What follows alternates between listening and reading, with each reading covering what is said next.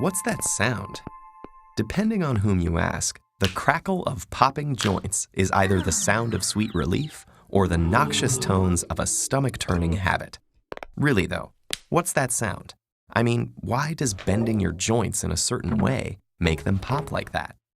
Scientists have offered several explanations, including rapidly stretching ligaments and, in severe cases, actual bones grinding against each other.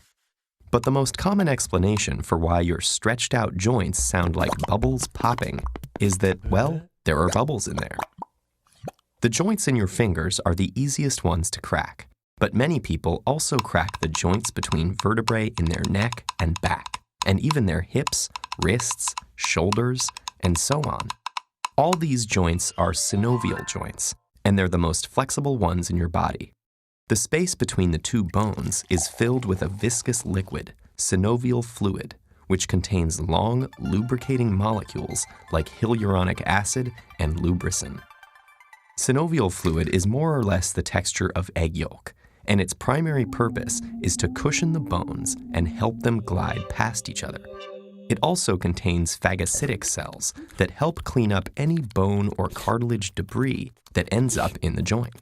But the reason it's important for knuckle cracking is that, like other fluids in your body, it contains lots of dissolved gas molecules. Knuckle crackers know that to get that satisfying pop, you stretch the joint farther than it normally goes, by bending your fingers backwards, for example.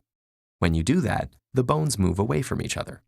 The space between bones gets bigger, but the amount of synovial fluid stays constant. That creates a low-pressure zone that pulls dissolved gases out of the synovial fluid, just like the carbon dioxide that fizzes out of soda when you twist open the cap. Inside the joint, the escaping gases form a bubble with a pop. But the bubble doesn't last long. The surrounding fluid presses on it until it finally collapses. The bubble's gases scatter throughout the synovial cavity and slowly dissolve back into the fluid over the course of about 20 minutes, which is why it can take a while before you can pop the same joint again. Some scientists think there may actually be two pops, one when the bubble forms and another when it bursts. Popping a joint temporarily enlarges it, which may be why dedicated knuckle, neck, and back crackers say the habit makes their joints feel looser and more flexible. But you may have heard from a concerned relative or annoyed office mate that cracking your joints will give you arthritis. A doctor named Donald Unger heard this too. So, determined to disprove his mother's warnings, he cracked the knuckles of his left hand repeatedly for 50 years. While the right-hand knuckles went unpopped. 36,500 cracks later, both hands were arthritis-free.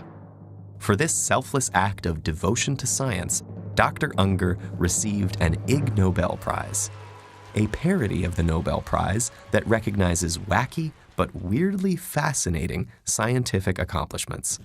Unger wrote that his results should prompt investigation into other parental beliefs, like the importance of eating spinach. The jury's still out on that one. As for knuckle cracking, one study suggests that all that joint stretching and bubble bursting can cause your hands to swell and weaken your grip. But the biggest proven danger seems to be annoying those around you.